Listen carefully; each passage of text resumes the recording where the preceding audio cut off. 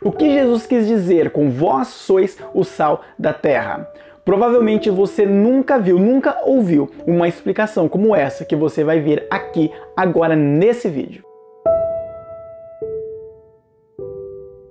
Fala, meus queridos, tudo na paz? Jesus Live mais uma vez.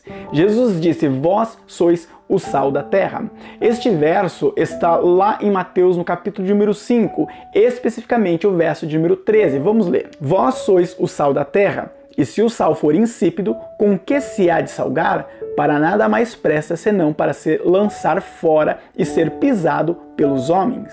O primeiro ponto que nós devemos nos ater aqui é que este verso, o verso de número 13, ele não pode ser interpretado como é interpretado o verso de número 14. O que diz no verso de número 14? Vós sois a luz do mundo, não se pode esconder uma cidade edificada sobre um monte. O verso de número 14 é fácil da gente interpretar. Vós sois a luz do mundo. A palavra mundo vem do grego cosmos, que também pode ser interpretado como sistema. Então nós entendemos que o mundo ele está em trevas, o sistema mundano está em trevas. A Bíblia diz que o mundo jaz no maligno. O próprio Isaías, lá no capítulo 9, verso de número 2, ele fala da luz que brilhou sobre aqueles que estavam em trevas. Ele está falando do próprio Jesus. Inclusive, esta passagem é confirmada ali em Mateus, no capítulo 4, e o verso de número 16. Então, o verso de número 14 é fácil de interpretar, mas o verso de número 13 não pode ser interpretado da mesma maneira.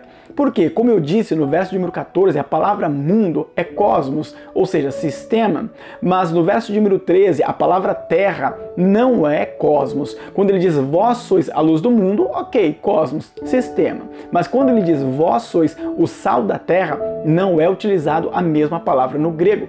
Para a palavra terra ali, é utilizada a palavra grega ge, que significa o quê? Significa terra ou ainda solo. Sim, literalmente o solo. Jesus está dizendo então, vós sois o sal do solo. Mas espera aí, eu entendo o sal para alimento, ok, para salgar o alimento é compreensível, mas o sal para salgar a terra, para salgar o solo, é exatamente isso que Jesus está falando. Mas o que significa isso? Bom, se nós ficarmos aqui em Mateus, nós não vamos para lugar nenhum, não vamos conseguir interpretar este verso. Mas se nós dermos um pulo ali no Antigo Testamento, mais especificamente em Juízes capítulo 9, verso de número 45, aí tudo se torna diferente. Mas o que Juízes capítulo 9, verso de número 45 tem a ver com Mateus capítulo 5, verso de número 13? Não tem nada a ver? Não, tem muito a ver e eu vou provar isso. E Abimeleque pelejou contra a cidade e todo aquele dia tomou a cidade e matou o povo que nela havia, assolou a cidade e a semeou de sal. Nesta passagem diz que o rei Abimeleque, ele pelejou contra a cidade de Siquém e ele vencendo ali aquela batalha, ele tomou a cidade. O que ele fez posteriormente a isso? Ele semeou sal no solo da cidade. Mas por que Abimeleque fez isso? Para que aquele solo não viesse mais produzir, para que aquela cidade não viesse mais se reerguer, se reestabelecer, e então eles viessem a morar ali novamente. Então a ideia de Abimeleque era fazer com que aquele lugar viesse a estar subjugado continuamente. Então, semeando sal, ele não permitiu que aquele solo viesse a produzir erva alguma. Mas como que nós podemos provar isso na Bíblia Sagrada? Existem mais versos? Existem mais passagens? E eu digo que sim, existe. Vamos para Deuteronômio, capítulo 29 e o verso de número 23, que diz: e toda a sua terra abrasada com enxofre e sal, de sorte que não será semeada, e nada produzirá, nem nela crescerá erva alguma. Assim como foi a destruição de Sodoma e de Gomorra, e de Adimá e de Zeboim, que o Senhor destruiu na sua ira e no seu furor. Note que aqui é uma referência a essas cidades que foram destruídas com enxofre e com sal. E por causa do grau de salinidade naquele solo, não poderia mais produzir, crescer erva alguma. Lá em Jeremias, capítulo 17, versos de número 5 e 6, o próprio Senhor faz uma comparação com os lugares secos do deserto com as terras salgadas, dizendo que elas não produzirão mais. Assim diz o Senhor: maldito o homem que confia no homem faz da carne o seu braço e aparta o seu coração do Senhor, porque será como a tamargueira do deserto, e não verá quando vem o bem, antes morará nos lugares secos do deserto, na terra salgada e inabitável. Então, quando Jesus diz, vós sois o sal da terra, nós podemos pegar passagens como essa para usar como referência, para nós entendermos aquilo que de fato Jesus queria dizer com jogar sal sobre o solo.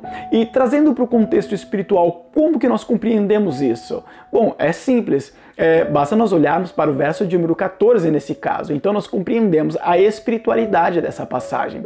Quando Jesus diz, vós sois o sal da terra, ele está dizendo que nós, sendo o sal nessa terra, o inimigo, o diabo, ele pode até tentar semear alguma coisa, mas no terreno onde houver o sal, que somos nós, não vai crescer aquilo que for semeado pelo adversário. Ou seja, aquilo que ele plantar, sendo discórdia, sendo guerra, sendo ira, sendo inveja, toda sorte de maldade que for plantada pelo diabo, se eu estiver ali, se você estiver ali como sal, servindo como sal, você vai interromper este crescimento por conta do quê? Do evangelho que é professado por nós através do nosso testemunho e através das nossas palavras. Ou seja, para sermos sal, nós temos que viver o Evangelho de Jesus Cristo. E então nós vamos estar impedindo que aquilo que o inimigo semear venha a crescer. Porque é isso que o sal fazia literalmente ali no Antigo Testamento, sobre o solo. Então ele não permitia que crescesse alguma coisa ali que seja erva no sentido literal da palavra. Mas, no nosso caso, espiritualmente falando, está nas questões do que o inimigo lança sobre o solo, para tentar fazer crescer e frutificar a sua maldade. Mas o verso ainda diz que se o sal se tornar insípido, para nada mais presta, senão para ser pisado pelos homens. O que Jesus quis dizer com isso? Bom, ali nos tempos bíblicos, quando chegava no período de inverno, o pátio ali do templo, ele se tornava escorregadio, porque ele era feito de um tipo de mármore. Então era comum ele se tornar escorregadio nessa época do ano.